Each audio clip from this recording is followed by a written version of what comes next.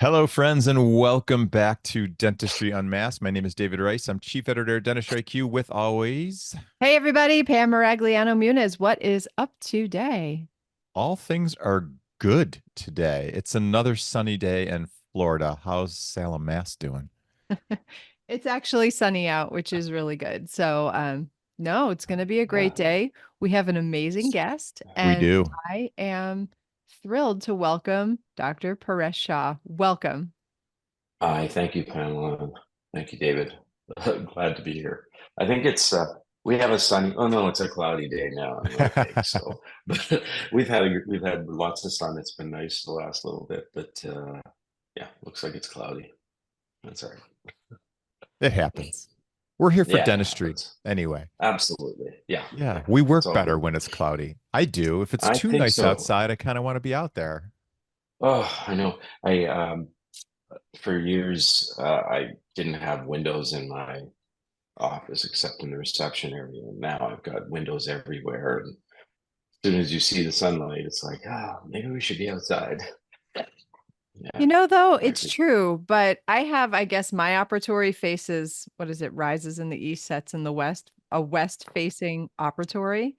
Yeah. And in the late afternoon, I mean, maybe I'm a little bit of a vampire. There's too much sun coming into my operatory. I feel like I can't see. I feel like it's a little hot in there. So I agree. I would take a cloudy day at work. I like Yeah. that. No, I agreed.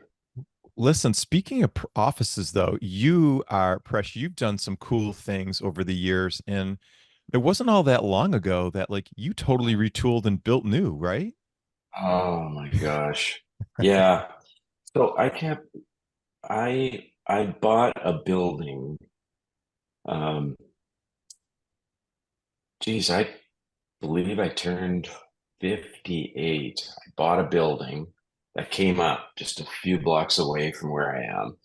And I just love dentistry, just like the two of you. I just love what I'm doing. So I'm sitting here and I tell my wife, who's corporate finance, I'm like, hey, there's a building that finally came up. And she's like, well, okay, but if you're going to be on the road like 30 times a year, what the hell's the point?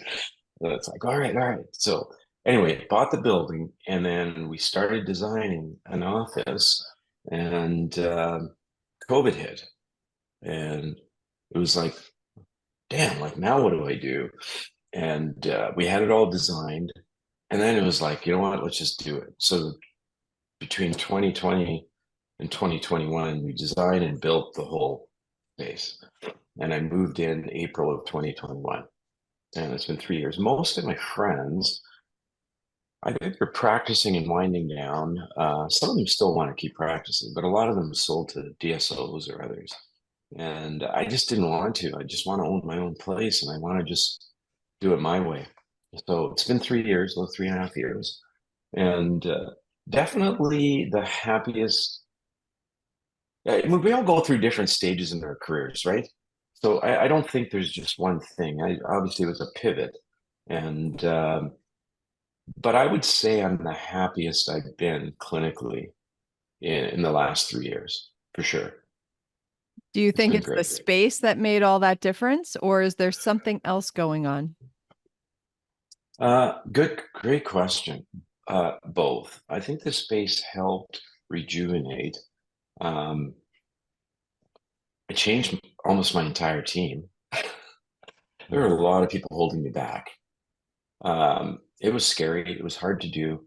And truthfully, the when we ended up having that shutdown like we all did during COVID, you have a chance to reflect and sit and be introspective and go like, oh damn, like what do I really want this to look like? And then it's like, okay, well, let's just do it.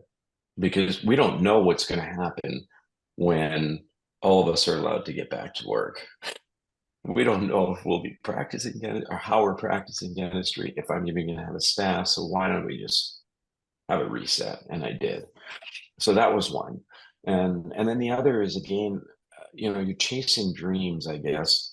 I think about that Academy Award a speech from Matthew McConaughey when he's talking about looking at things now and then forward. And it's like, yeah, well, we're just, we don't know where, and it's okay to pivot. as long as it makes sense in your life and you're not doing harm and all that. So, all right, well, let's just figure out what this next 10 plus years looks like and stay healthy and let's have some fun. And I think with all of my career, my previous 10 years, it's 33 years. So let's say my previous 10 years, I spent a lot more time focusing not on my practice, just working in my practice. And I think both of you probably understand that because you both do a lot of travel, a lot of lecturing, a lot of teaching, and you also have a lot of colleagues. Some of us probably have some similar friends who've been doing it longer than us that are saying like, hey, what about your practice? Are you focusing on it because you're doing all this? And yeah, I'm doing that. And I realized I wasn't focusing on my practice. So I didn't have that connection with all my patients over this period of time that I thought I did. And so I just wanted to refocus all of that. And man, that was long-winded, but those were the differences. Is just refocusing on what I wanted to do, refocusing on my patient care, and having the team to empower me to be able to get that done. So So Pam, you you retooled your team too, not like crazy long ago, and I see you smiling. So this is a big piece of it, isn't it? It's everything, actually. Yes. So I actually, similar to you, I always say it was like my Jerry Maguire moment where you were closed and you had time to think about it and you were like, I can't do this anymore. And I replaced my entire clinical team during the pandemic. So, and my practice is unrecognizable now compared to what it was, and in such a great way. So, yeah, I feel like for people out there that are like feeling like fearful to get rid of team members because you can't find somebody better, or you're just, I always think of you, David, because of your book, like, is everybody smiling but you? Like, are Hmm. you making everybody comfortable in your practice, in the meantime making yourself miserable? I mean, it's got to change. And I used to hear people say, oh, I love practice, it's so great, and I used to think it was a bunch of crap because I was like, there's no way. Yeah. Like, I like the dentistry, but like my team's not my family, and no way. And Yeah. now I feel so differently. So yeah, I think what you've done is incredible. But you also said focus on your practice, not just sort of work in your practice. What Right. little pieces did you think were missing? So as we're moving and planning this move, you start realizing and you start looking at, okay, I go through past photos of cases that I've done, or I'm looking at charts and I'm going like, oh, well, what happened to that family? Or what happened to this person? And you start realizing that if you're not around, like, what's the point if either there's no dentist on a date or there's a part-time associate, a transient? Well, then hey, why don't I may as well just go to my parents' dentist or my wife's dentist or my husband's dentist. So I I I did realize, even though I wasn't fully aware or thinking about it, that I didn't have as strong a connection with some of my patients that I thought I had. And that was something that I wanted to change. I still have a lot of patients that I've had over the last 25 plus years. But there are some when you look and go, man, I really enjoyed that family, and it's too bad they're gone. And you have to understand, like, I'm a person of that will always look at what I have control over before blaming somebody else. So I didn't look to blame, oh, well, it's because of this team member or this thing or ours. It was like, okay, what could I have done differently? And I think it is just taking the time to not only build a connection, but maintain that connection, which means it might just be that extra 5 minutes when they come in. And when you think about that, if you've got, 15 hygiene patients, adding an extra 5 minutes is a lot of lost production time. But that value is so key 5 years and 10 years down the road that you can't put a dollar value on them. And I think that was part of my what I realized I needed to do was slow down, not have roller skates, just double chair, boom, boom, boom, boom. Don't get me wrong, there are days like that, but take those minutes to just go, hey, Pamela, how are you doing? How's the family? How did that graduation of your kid go last week? Like, tell me something. Yeah, that was a big thing. That's, first of all, your ability to look in the mirror as opposed to look outwardly is incredible, because I think it's very easy. And I know I've been guilty of, here's a problem and where's that coming from? Because clearly it can't be me, when most of the time it really was me. So that's impressive to Yeah. have that quality. But so we have all these young professionals, young dentists who come and tune into this, and they have maybe some different circumstances or challenges than we presently have because we've been in dentistry for a period of time. How do you, what advice would you give them to say, hey, listen, I know you're going to make your own mistakes, but I've been doing this for a little bit, and me shifting gears at this stage of my career, here's what I would do if I were you, even though I have this debt, and even though I'm trying to get from maybe a foundation place to a higher place, like, how would you share that with them? Well, I still believe that building trust and confidence with the team that you work with and with your patients are going to be key to give you confidence, to give you experience in terms of how you communicate. And so I still believe it's important to not just walk in and strut that, hey, I'm the doctor and I know what's going on. Like, just take those extra few minutes to just build connections. It's really important. It's funny, had dinner with a couple of friends who've been practicing a fair amount, like over 20, 25 years. And we had with a young associate we were talking to the other night. And one of my friends gave that advice. He said, listen, as you go in there right now, you got to build confidence with the team. The team has to trust you, because if they trust, and it's not going to happen in 1 or 2 months, it's going to take, my friend said, I think it's going to take 6 to 12 months if you're working part-time. But once you build confidence, as soon as you're comfortable with the patients, the team is going to also help facilitate case acceptance and treatment acceptance, because they're going to go, yeah, she's a rock star. Like, we trust her. And so I think it's about building relationships. I really do. It sounds weird, because that's not what we're taught in dentistry. We're taught to fix teeth. We're not taught to communicate. Yeah. It's important. Yeah. It is important. Sorry, go ahead. Oh, I was going to say it is important, but I also have to wonder, so you built this new practice and you have this different outlook and perspective. Did Yes. you build these like warm fuzzies within your practice, like to make patients feel more comfortable or to make the team really comfortable? Were there things that you were mindful of going into this new space to try to create this environment? Yeah. So pre-COVID, I started working with a management coach. Some of you might know her. Her name is Jerry Gottlieb.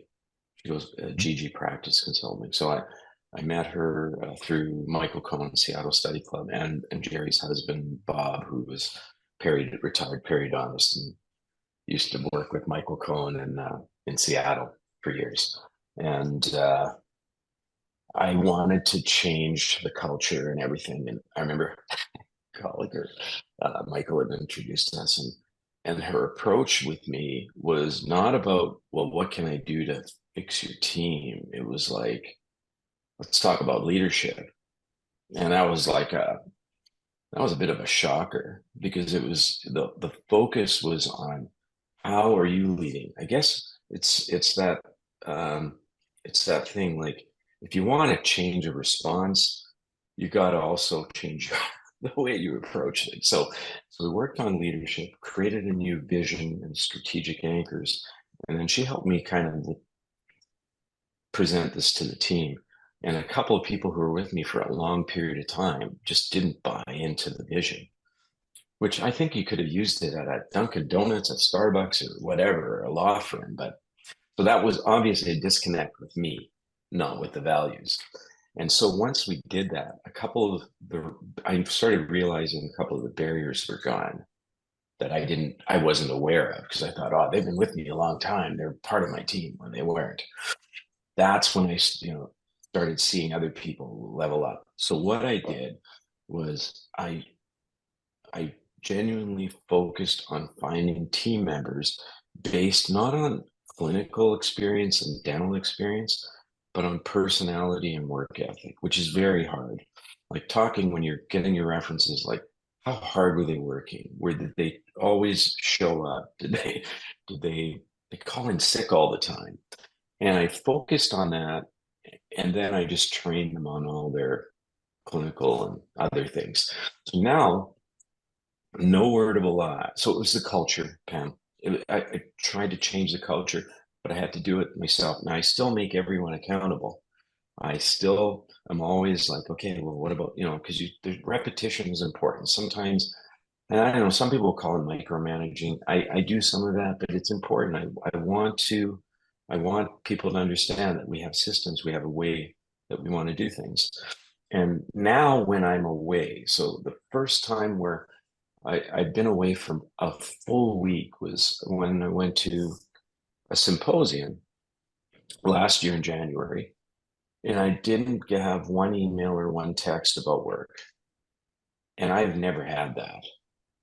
And when I got back, it wasn't a lot of stuff, because we had set up a culture and a system that the answers were there, because I want my team to be empowered, that if David calls and says, hey, my tooth broke, or this happened, what can you do? I don't want them to say, well, let me wait until he comes back and I'll let you know what he says. They should be able to, for 90% of the issues, be able to give you an answer and find you some sort of a path or solution without calling me. And that's what I've been able to do. So would you say, I'm going to take this a little step further. So for those Yeah. people that are not really happy maybe with their team, or they don't feel really professionally satisfied by what's going on in their practice, for, maybe their outcomes aren't what they want to be. Like, obviously we all have challenges that, I find they just sort of ebb and flow. But would you almost say, if you have a challenge that's kind of frustrating you, or something that's going on at work that's just not sparking joy, that maybe you have to tweak your leadership skills? Like, maybe instead of being like, that person's always late, oh, I don't like that, maybe we start with us first and then see if things fall in line. Yeah. It was hard for me to accept that. It and it's interesting, because that's when, during a time where I was having struggles with the whole thing, with all of it. This was probably back in 2018, 2019 time, and not feeling happy going to work, and literally, no word of a lie, like sitting in the car going, oh man, this is my practice and I do not want to work with this person. Like, that's bad feeling. And then having your family also say, look, like, perhaps it's your approach. Perhaps it could be you. And so when you have multiple people kind of that you respect and care for, and friends that you respect, um, say, hey, maybe it might be better if you can make some changes, then at least you can see with a clearer lens where the problems are. And so that's where it started me. So I totally agree with you. I think it's important. It's no different than I always tell patients, and this is even for clinical dentistry.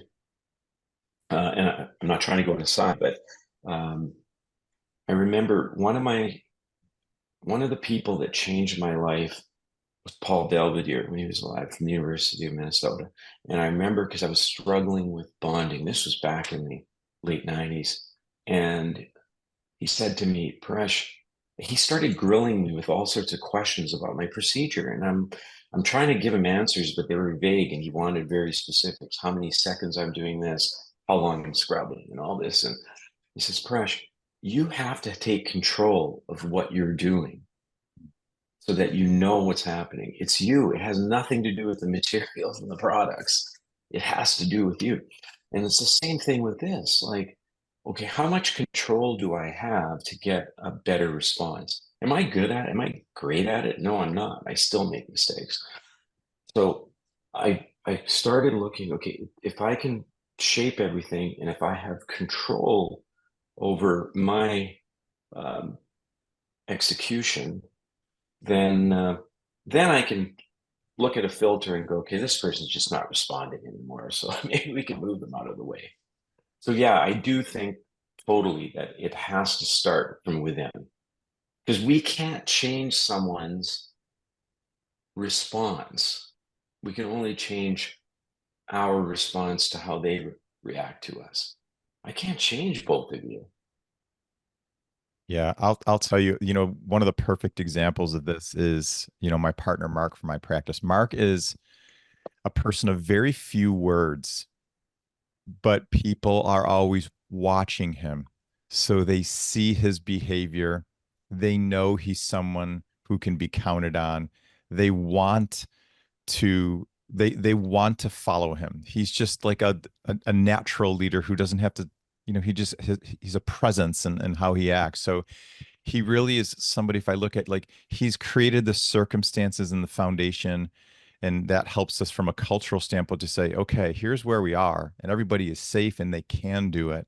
And then it becomes a matter of development. And then last but not least, Pam, like you said, like, okay, now maybe I'm looking at, does somebody have the will to be the best team member they are? But Mark's a great example of what you're sharing, Paresh. And I think that's important for all of us we have to look at ourselves first. And if we're doing our job, then I think we can expect others around us to do it. But if, hey, if I'm not showing up, it's really hard for other people to show up.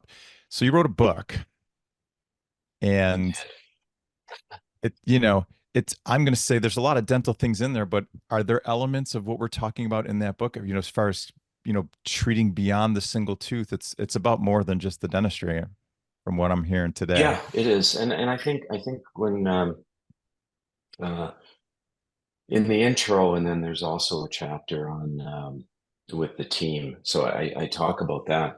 But the book's like beyond the single tooth, like treatment plan for whole mouth dentistry, and it's about my journey and how I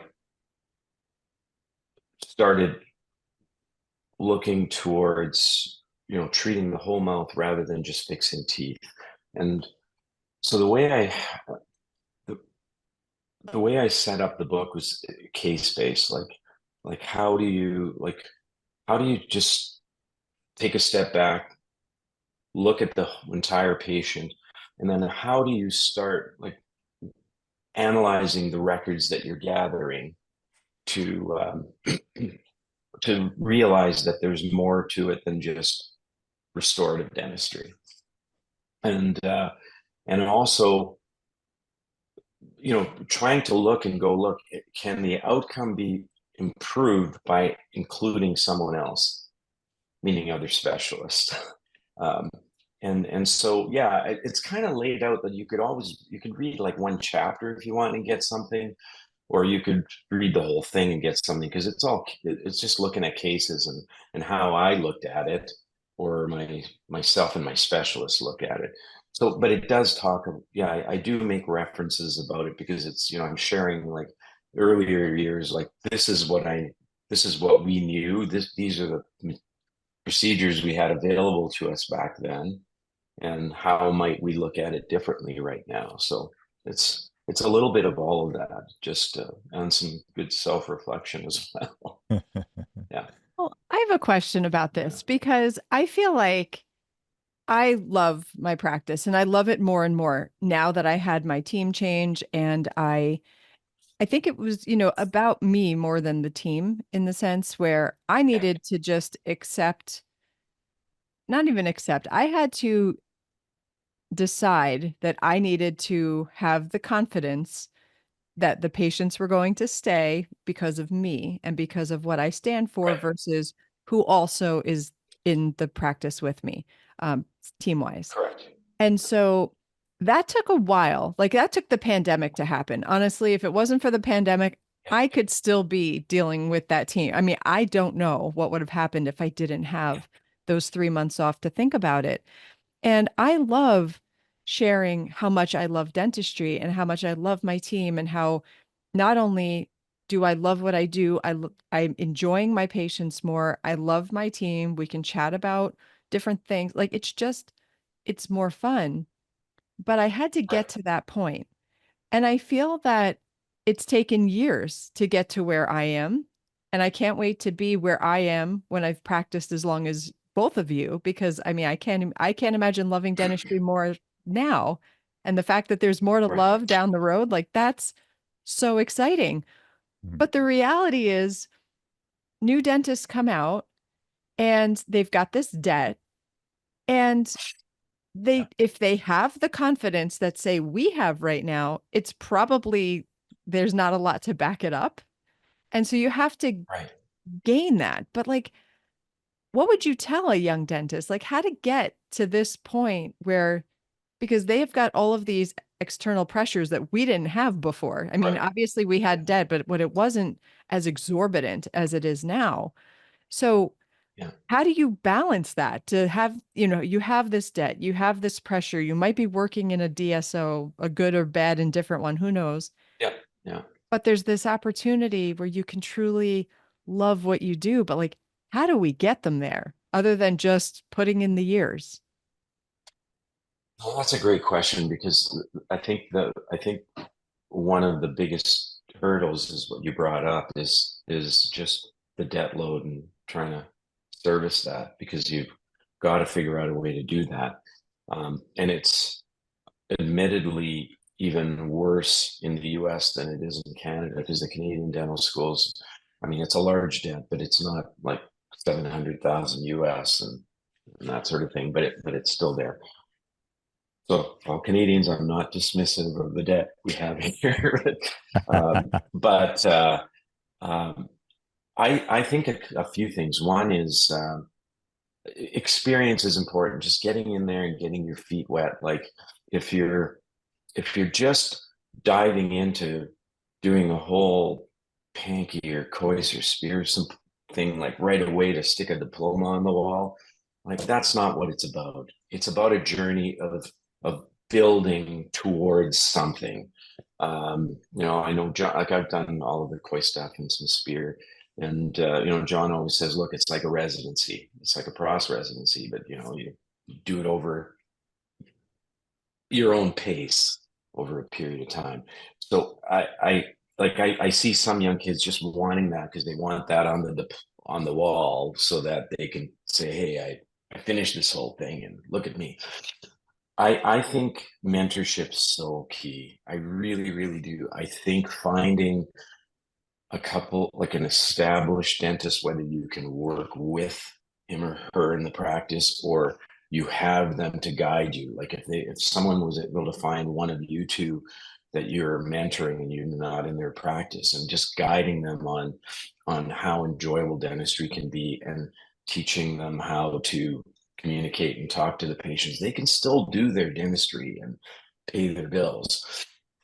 I always tell them, though, I say, listen, like, you got to decide, like, if you want to just fix teeth or you want to treat the patient in the mouth. It's hard to distinguish, because I believe that dental schools they're not in a position, and they don't have the capacity, and they don't have the instructors in undergrad to teach comprehensive dentistry. They're teaching us skill trades, and we're technicians, and we come out fixing teeth, not looking at everything. And I think for those young dentists, if they're willing to be mentored and understand how to treat the entire mouth, now you've got a patient for life. Because otherwise, all you're seeing is just, here's a tooth, it's broken. Let's put a filling or a crown on it. Let's put another filling or a crown. And we're not looking at occlusion. We're not looking at wear. We're not looking at function. We're not looking at any of that because it's taught piecemeal in undergrad. So there's very hard to connect those dots and go, wow, this was, I mean, I still remember my prosthodontist, in second year talking about the occlusion on cusps, and I was like, this is ridiculous. Now I look back and go like, holy crap, he was telling me something. And so I think mentorship is so key. I really, really do. I think finding good dentists and clinicians that just look at the whole mouth is so key with these young dentists, but they have to be open to it, Pamela. They have to be open to wanting that mentorship. Most definitely. The other thing I have to bring up though is we talk about, and we know, I mean, I'm being pros and I love comprehensive care, 100%. However, there's a fine line between comprehensive care and say a new dentist where they haven't established trust, Right. recommending 8 restorations, 8 crowns, something the first time, second time they're meeting Oh, somebody. That is like the kiss of death, at least in my practice, totally agree. my experience. So, Uh, I think you're totally. right. I think getting into a practice, getting into a groove, trying to figure out, where you're comfortable within your own skin, and then learning how to comprehensively treatment plan and how to convey your findings to Right. a patient without coming off like, hey, you need 8 crowns, you need 8 restorations. Like, you want to come, Totally. how about right now? Let's do it right now. Like, that's Yeah. one of the worst things we could do. I 100% agree with you. And I guess I should have qualified that. Okay, I can go through my experience. When I started seeing, I bought a practice. I took over a practice from a retiring dentist about 3 years in, and all of a sudden, I'm just seeing just all sorts of stuff, and I'm responsible for this now.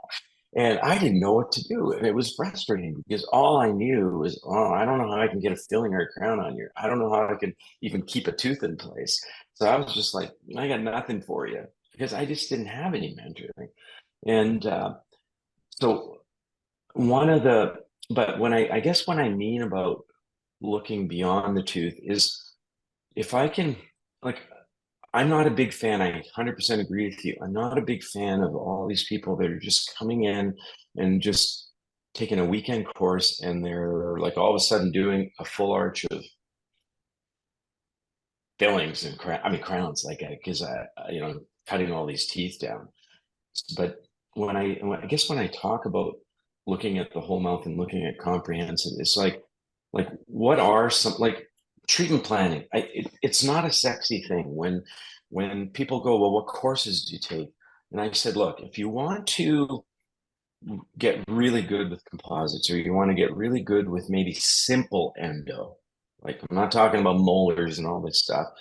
Yeah, you take a course and you can execute that and probably implement that right away when you get into your practice, like the next week, because you can take a really good hands-on course and do that. But if you want to do all these other things, like, oh, I want to do veneers, I want to do veneers. Okay, well, what is a veneer to you? Do we want to go to Turkey and spin them down, or do we Mhm. want to just do little contact lenses? And that comes from treatment planning. And if when you're doing that, that will either come through mentorship or it'll come through a continuum, in my opinion. And you got to go through like a spear continuum, a Coyce continuum, a Pankey continuum, or something like that, or go back to grad school. So, well, for me, one of the aha moments was realizing that if I would recommend ortho to my patients, and I don't do a lot of ortho at all, very, very minimal, maybe 5% of my practice. And I put the teeth in the right spot. I can do single tooth dentistry for them for their entire life. And that epiphany came, I don't know, maybe 8, 9 years in practice, and I wish it came sooner. And so I have way more patients now that will go through that. And the second thing that I did in my practice to change the care and the level of acceptance of treatment for my patients is bring in, like, treat the perio.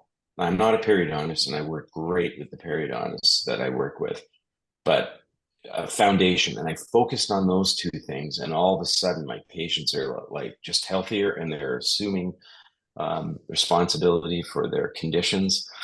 And now all of a sudden I got this, it's a lot easier to do comprehensive dentistry because I kind of changed the culture for the patients as well. I like that. I Pam, I mean, here we are again. I don't know how the heck we spin through all this time as quickly as we do. I So know. it's crazy. But there's so much good stuff. I'm pressure. We could talk to you for like 100 hours. I'm gonna go with my one word take home from today is perspective and our ability to evolve as leaders and clinicians. Some of that perspective has to be inside out. Some of that perspective we can gain from mentors and other people, whether it's on leadership or it's clinical skills or learning patient perspective. So we build relationships and trust. But I'm loving all this stuff. I want to keep talking more. So we're gonna have to do this again sometime. Pam, Yeah. final No, thoughts? Same. I feel like we just had like a really great dinner. Like I just feel like this yeah, I know. I was conversation. thinking the same thing. I, Yes. So I'm no, like, I'm really happy for you, Pam. Like, I could see it in your eyes when you're talking about your practice, and you're saying what's going to happen down the road. I'm not worried about you because I could tell right now. However you pivot and evolve, it's. I think you're going to love it because you found what that passion in dentistry is about. And I think everyone, and David, you deal with so many students and young kids coming out just 2, 3 years out of school. Not, and we realize we can't influence every single one of them, but we can try our best to inspire them, right? And the ones that you do, you just love seeing them because 5 years later they come back, hey, thanks for what you said to me in dental school when I was in my fourth year, that sort of thing. And it probably makes you feel great. But we try our best, all three of us, to try and inspire as many people as we can. And that's what we just got to keep doing, and trying our best. And we can't change everybody, but the ones we do, you know what? I just look at it and go, that means we've impacted thousands of patients, thousands of their patients. And that's a good thing. Yeah, I love that. I love it. Well, you're an inspiration to me, Presh.